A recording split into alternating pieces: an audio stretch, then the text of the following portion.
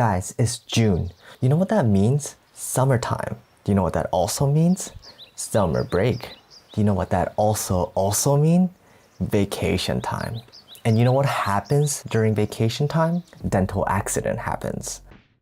So today what I want to talk about is filling and what would you do when your filling were to fall off from your tooth. First, I want to thank Dentemp for commenting on my previous video. Your comment pretty much became the topic of today's video. So awesome, thank you so much. Nothing really lasts forever. That also applies to our dental filling. So what do you do when our dental filling were to fall out of our tooth? First things first, don't panic. Just cause your dental filling came off of your tooth doesn't mean you're gonna lose your whole tooth. Make sure to check if any other pieces have fallen off and make sure to take it out of your mouth because you don't want to swallow it. But if you do end up swallowing them, do not panic because it will just come out of the other end, if you know what I mean. You don't want to wait too long for you to get that filling replaced. Second thing you should do, call your dentist and make an appointment. In a best case, you may even get that filling replaced on the day of. But life isn't simple, right? Things like this happen during the worst time and place. So in a case like this, what do? Well, there are dental materials, a temporary filling you can buy from a pharmacy or online, like places like Amazon. Of course, these materials varies among regions and country due to regulation and law. So if that's the case, then there are other options. One of the best materials you can use is Dentek or Dentemp. These are temporary dental putty that you can use. And these ingredients consist of zinc oxide eugenol. Of course, these material also comes in a non-eugenol base, if you're allergic to eugenol, that is. So make sure to read the label before purchasing these materials online or at your drugstore. Eugenol is used for antiseptic and they're also used for anti-inflammatory. In other words, Eugenol will help you kill all bacteria and it will act as a pain reliever. Fun fact, eugenol is extracted from clove. You may even encounter eugenol. Some food uses cloves. Those food makes your tongue go numb. Before we put the putties into our tooth, you want to make sure the area is clean and dried. To clean the area, you want to brush very gently with your toothbrush and use a mouthwash. But if you don't have a mouthwash, you can use an old-fashioned warm salt water rinse. To make a warm salt water rinse, all you need is a cup of water and a teaspoon of salt. You can dry the area using a small cotton roll with a tweezer, or if you don't have any of those, you probably have a Q-tip lying around. So make sure to roll the Q-tips so you don't have any fuzz everywhere. Make sure they're really packed and then just dab it around the area so the area is completely dry so that the putty will stick to the tooth better. Once the area is clean and dried, you can now take out a little bit of putty from the container, roll it around like a ball. The size should be big enough to fill, but essentially you want to overfill it a little bit. Dentek or Dentemp usually give you a compressor, a sort of plastic compressor they give you. You can't use it to compress it very tightly. If you're having a hard time pressing down, you can always use your fingers to put it in and just press it down. Then you can scrape the excess off your tooth and bite down gently as if you're biting like a piece of paper so that putty can form your tooth. Putty should set very quickly, but then avoid chewing in that area for 2 to 3 hours because you want to make sure the putty is fully set. Brush or floss just like you normally do, but just to be safe, I'll brush a little bit gently around the area. And also, if a part of a putty is sticking out of the edge of the tooth, and you might have hard time pulling it out.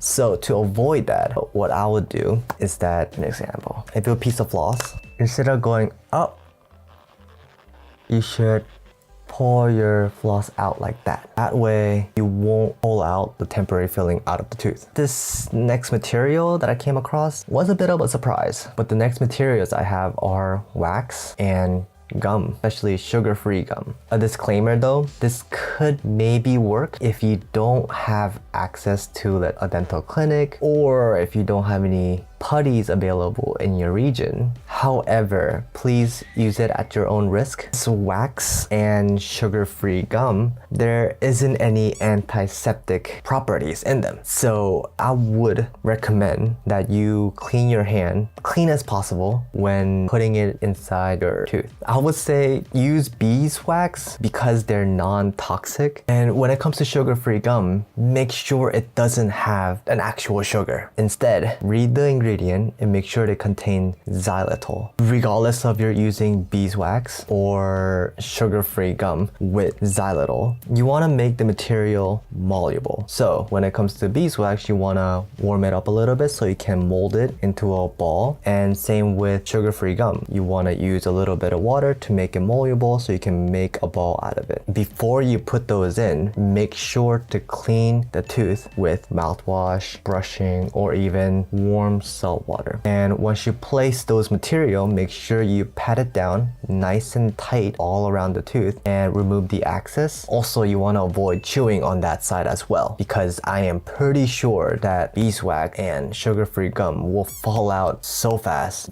Maybe it's not even worth to use it to fill your teeth. But if you're very, very worried, you could use it to fill it, but please do it at your own risk. If you don't have any of those, what do? You can just leave it alone. Guys, just because you left the tooth unfilled doesn't mean your tooth is just all of a sudden it's gonna turn black and you're gonna lose your teeth. No, guys. Cavity also needs time to develop. So just like I mentioned above, what I would do is that I will remove the remaining of the filling or the pieces that is around your mouth, take those out first, and spend a little bit more time when brushing and flossing, especially the tooth that has the missing filling. Now has more surfaces for the bacteria to stick on. You want to make sure that tooth is super duper clean. Also, make sure to not chew on that side.